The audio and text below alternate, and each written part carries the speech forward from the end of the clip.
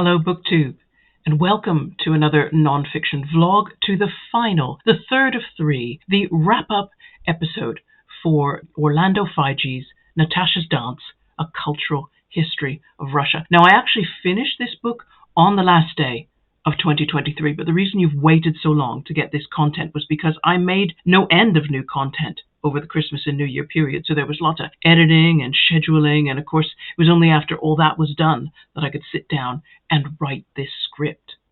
So we are looking at the last three chapters of the book. Plus, I think you need to know about all the additional material that Fige's has put in the back of the book. Hopefully you're already convinced that this is an excellent reference work for anyone who wants to understand better Russian literature or Russian art in general. But if not, I think this final vlog should do that job.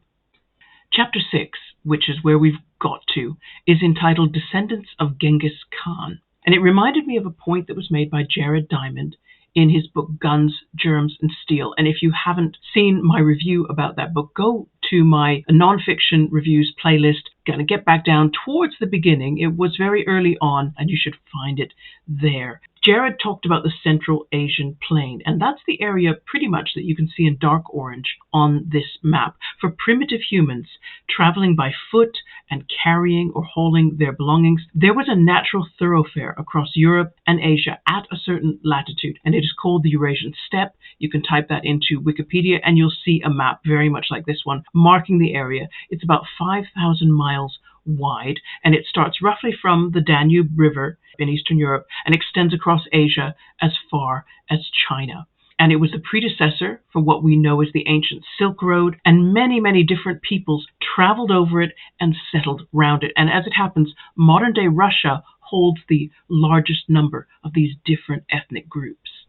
Fige's devotes the whole chapter not so much to the identity and customs of all these diverse peoples. What he really wants to document is how conflicted Russians have been about the likelihood that most of them will have mixed ancestry, including the DNA of the Mongol warriors who took advantage of that same Eurasian steppe to advance westward and conquer the people that they encountered. The date that the Russians defeated their Mongol rulers is of paramount importance in Russian history and therefore paramount importance in Russian identity. There is a Russian myth paradigm that sees Russia as the great defender of Christianity, the people who held back the Mongols from any further colonization of Western Europe.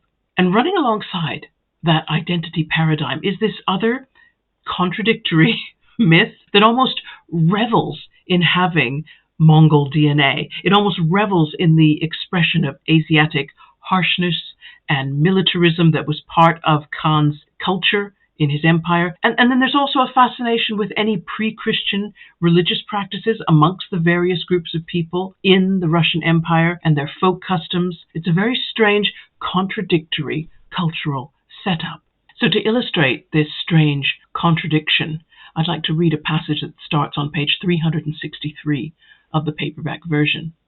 It reads, "The shamanistic beliefs of the Eurasian tribes held an exotic fascination for the Russian public at this time, when the culture of the West was widely seen as spiritually dead, and intellectuals were looking towards the East for spiritual renewal. But this sudden interest in Eurasia was also at the heart of an urgent new debate about the roots of Russia's folk culture. In its defining myth, Russia had evolved as a Christian civilization. Its culture was a product of the combined influence of Scandinavia and Byzantium. The national epic, which the Russians liked to tell about themselves, was the story of a struggle by the agriculturalists of the northern forest lands against the horsemen of the Asiatic steppe, all the bow and arrow tribes that had raided Russia from the earliest times. This national myth had become so fundamental to the Russians' European self-identity that even to suggest an Asiatic influence on Russian culture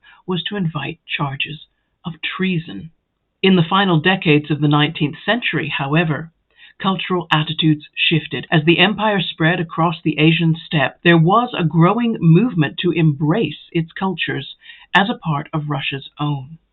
Fige's goes on to explain how Vladimir Stasov, an influential critic and patron of the arts, was a powerful influence in favor of this pro-Asiatic paradigm. Stasov does sound like an interesting character, and it's really unfortunate I could not find a published biography online. He worked very hard to convince composers, painters, and writers in Russia about the correct material that they should produce to reflect his idea, of course, of Russian identity. And it does seem that for many of the great Russian artists, one of their critical career choices was whether they were going to agree or disagree with this one man, which is quite extraordinary. The chapter discusses a number of famous Russian artists who embraced their non-Russian ancestry, whatever that was, Asiatic or not, as part of this Stasov-led Romanticism. And I want to mention one because it's quite interesting. Pushkin.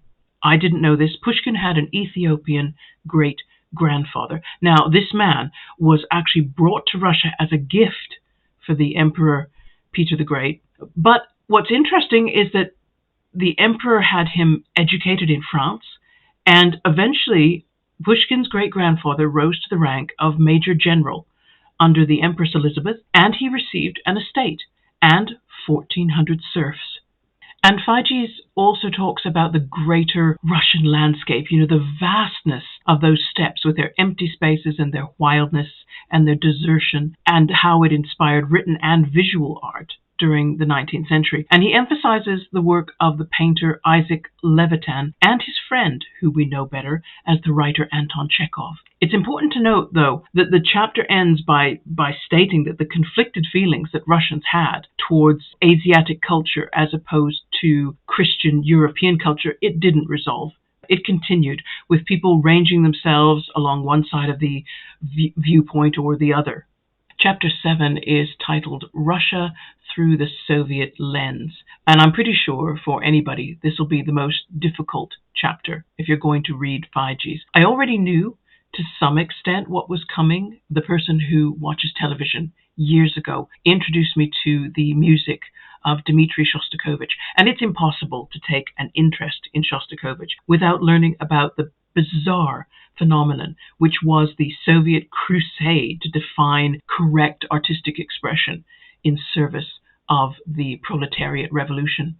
But even what I knew did not completely make me immune from the horror of how Russia was stripped of its best creative minds, either because they fled or because they were executed, cowed, starved, imprisoned. And what amazed me about those artists who chose to stay in the Soviet Union was how often they found a way to create and be honest to themselves in spite of everything they suffered. The final chapter, titled Russian Abroad, focuses on those Russians who fled the revolution, where they settled, and the difficulties they had with adjustment. Feiges focuses on Nabokov, Stravinsky, and Rachmaninoff, since none of them left willingly. They were all affected by homesickness, and in some cases this was strong enough to make them return to the Soviet Union in spite of all their reservations. They were no longer citizens of anywhere. In 1917, their Russian passports became invalid, and in cases where their work wasn't well known outside of Russia, and Nabokov was an example, there was this shock of turning from being a big celebrity into nobody, and some old habits just would not die. I'm going to read another passage now from page 553. Nabokov's passage to New York had been arranged by Alexander Tolstoy, the novelist's daughter, and the head of the Tolstoy Foundation, which had just been set up to look after the interests of Russian émigrés in America. The outbreak of the Second World War had brought about a flood of well-known refugees from Hitler's Europe: Einstein, Thomas Mann, Huxley, Auden, Stravinsky, Bartók, and Chagall. All made new homes for themselves in the USA. New York was swollen with Russian émigrés. The literary capital of Russia in America, its daily newspaper, had a national readership of 500,000. Nabokov settled in a dreadful little flat on West 87th Street, near Central Park.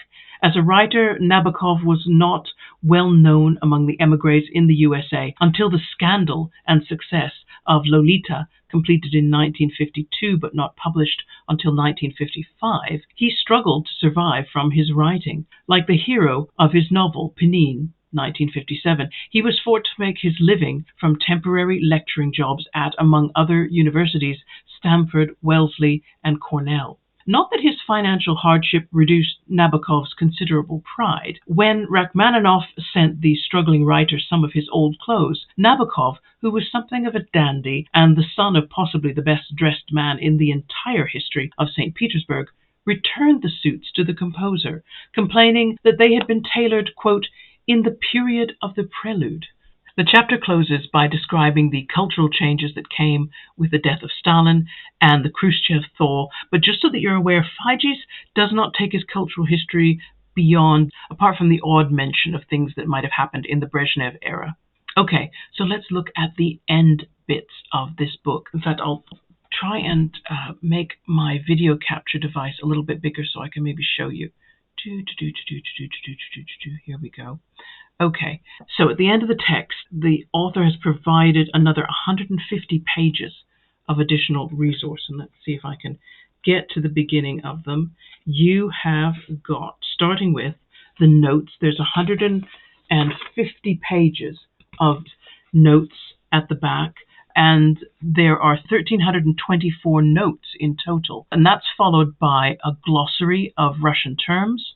Then you have a chronology of all the major events that happened in Russia or involved Russian artists from 862 to 1972. So quite a time range there. There's acknowledgements and permissions, but maybe most exciting is there's a 27-page suggested reading section where Figes has a subsection that relates to each chapter, where he recommends the best sources for specific research areas. So that's really fantastic. And following that, as you might expect, there's a subject index. If you buy the Penguin paperback, you might also find 5 pages from the publisher listing their editions of works by great Russian writers. And that would serve as a perfectly decent beginner's reading list for anybody who wanted to read, let's turn it around. I'm really good at books to camera, aren't I? For anyone who wants to buy this first to get themselves acclimatized to the whole business of Russian history and Russian culture, and then they want to read the Russian classics. So what would I say in summary? I would say I am so glad that I read this book. I mean, if I bring it back again, I know nonfiction can look heavy and intimidating, but Figes' book is going to reward me for this extra effort. I am going to have a rough, sketchy idea of Russian culture and history. I'm going to know when Russian writers were living. I'm going to know what issues mattered to them and mattered to society around them, the conflicts that they might have come into with other people. And I'll always have this book as a reference. So if I'm reading Tolstoy or Dostoevsky or Chekhov, I can use the subject index and I can remind myself what Figes wrote about them. I can use his suggested reading, to pick up a biography. Now, this is really critical with Tolstoy, because Figes says on page 674 of the book that the literature on Tolstoy is large enough to fill a library on its own. So it's really helpful to get his recommendation of the 1988 biography by A.N. Wilson. And you know that suggestion is coming from someone who read several Tolstoy biographies. Okay, everybody, that is it. Thank you very much for tuning in. On the nonfiction front, what I'm reading right now is a book by Steve Silberman called Neurotribes. It is his survey about the developments in overall understanding about autism. It came recommended by Dr. Oliver Sacks, and that's why I chose it. It is the story about how we slowly arrived at our understanding of neurodiversity. It's a very compassionate book, and particularly I like the sections where Silberman talks about the learning journeys of individual families. Parents who just want to get useful information so they can help their children, and that has not always been easy. I'm really looking forward to reviewing that soon. I hope you are also in the middle of some good books right now. Okay, take care until next time, everybody. Bye-bye.